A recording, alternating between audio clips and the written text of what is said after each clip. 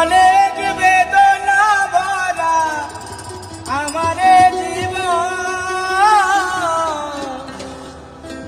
আমি আর ব্যথা পেতে চাই না।